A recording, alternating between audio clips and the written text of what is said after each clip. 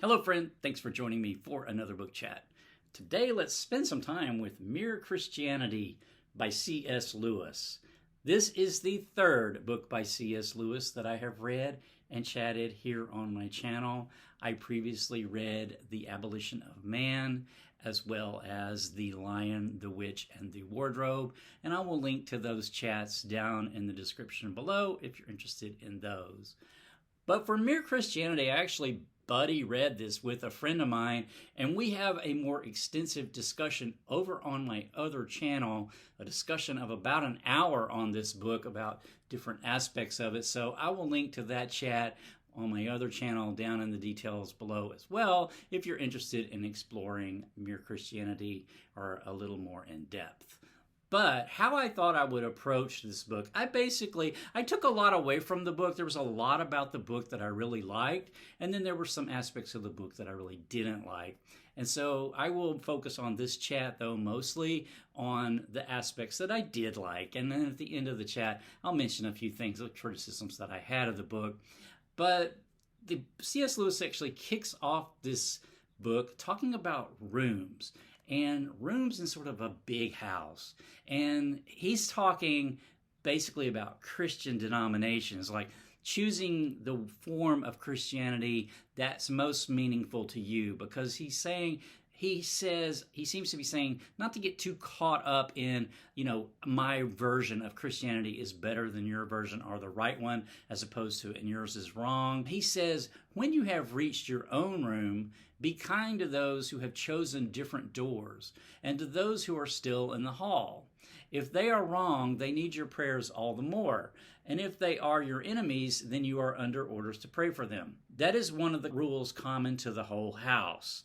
So the whole house, in his view, would be all of Christendom, and that we are sort of obligated in Christianity to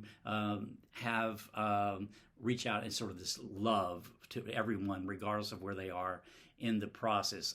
He's talking more about Christianity here. I interpret it, because I want to interpret it this way, more about spiritual seekers in general, where people are seeking for meaning in life, and some people choose Christianity. That's the doors they choose. Others choose other religions, and others choose other philosophies, secular philosophies that give meaning to their lives, and all of those are okay with me, personally. So that's how I interpret it. That's probably not how C.S. Lewis was interpreting it here, but nevertheless, I think it's a really strong analogy, and I loved it.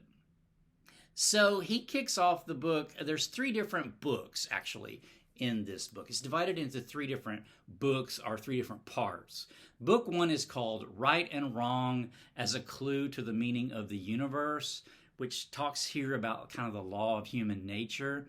And then book 2 is What Christians Believe, which is God, the nature of God, things like that. What the belief system is in Christianity. And then book 3 is about Christian behavior, which is kind of more like morality and how we should how Christians should behave. Interesting part about morality, I thought the takeaway was the discussion about the 3 things. The concern should be with 3 things about morality. The first thing is fair play between individuals, so between me and you, being fair to each other. The second part is being tidying up, harmonizing your interior world, so that your interior, you as an individual, are a moral person. You're behaving correctly. And then third is the purpose of human life as a whole, meaning that we should where we all should be going, all of humanity, what direction we should all be going in morally in order to be on the right course. And he says here, morality then seems to be concerned with 3 things. Firstly, with fair play and harmony between individuals. Secondly, with what might be called tidying up or harmonizing the things inside each individual. Thirdly, with the general purpose of human life as a whole, what man was made for, what course the whole fleet ought to be on, what tune the conductor of the band wants it to play. And then he goes on to say, you may have noticed that modern people are nearly always thinking about the first thing and forgetting the other 2. And I thought this was so really interesting because it is true.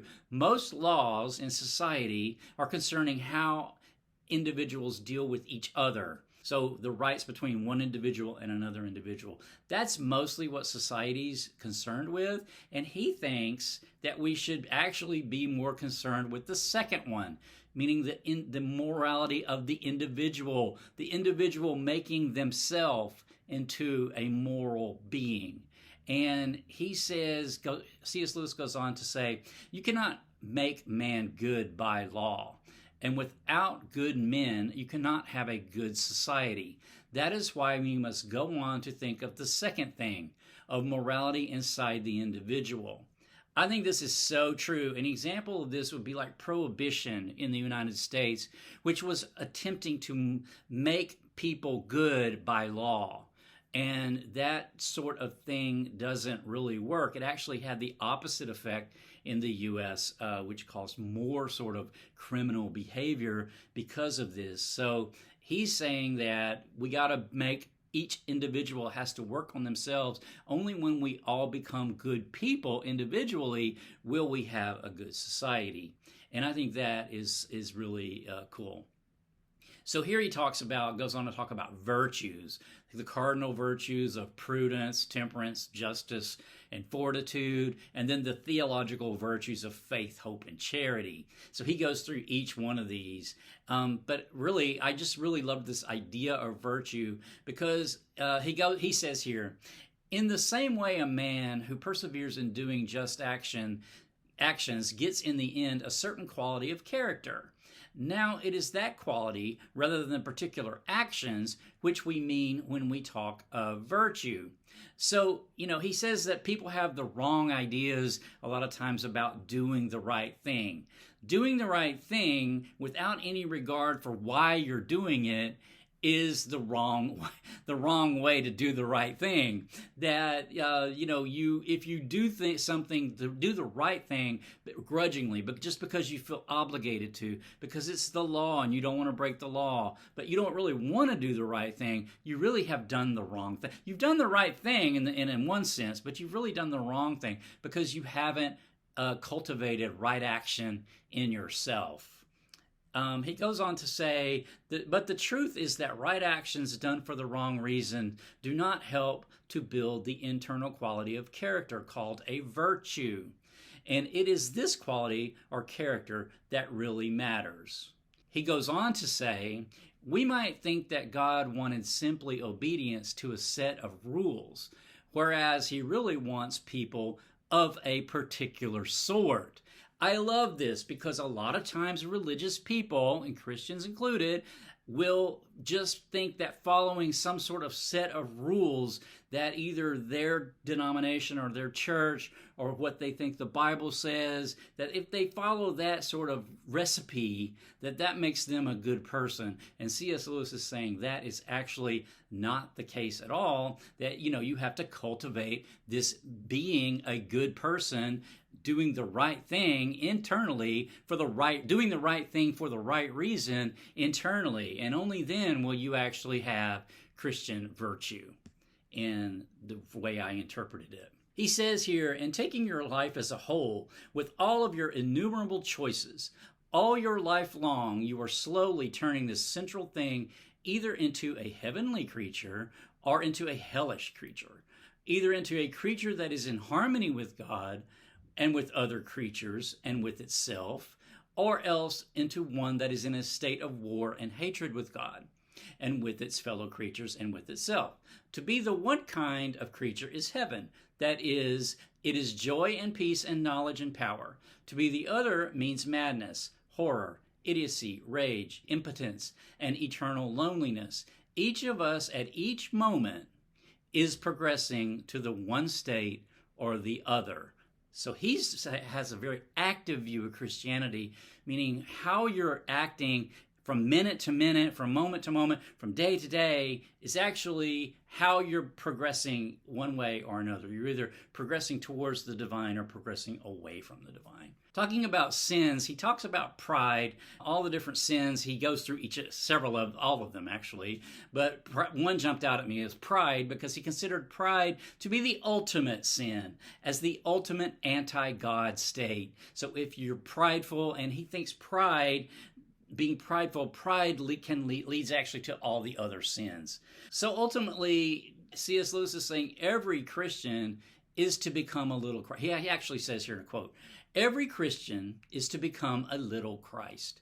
The whole purpose of becoming a Christian is simply nothing else, meaning a virtuous life, living the life of Christ, living it as an experience, not just living it and going through the motions, but actually becoming that person, like I mentioned earlier with the exercise of moment by moment, practicing developing virtue within you, Christian virtue in you as an individual. By that method, then you become like a little Christ, he's saying, I think.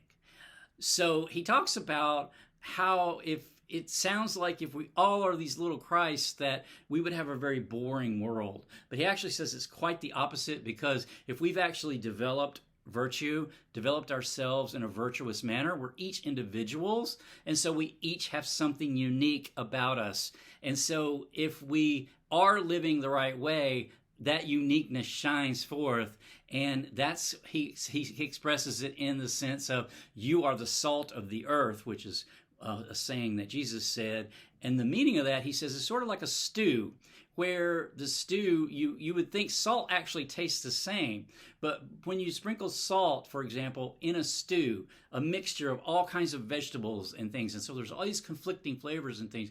But if you sprinkle salt in it, it sort of unites that into it unites the flavors, where they're still it brings out the individuality of each of the flavors to a delicious experience. So I thought that was really cool.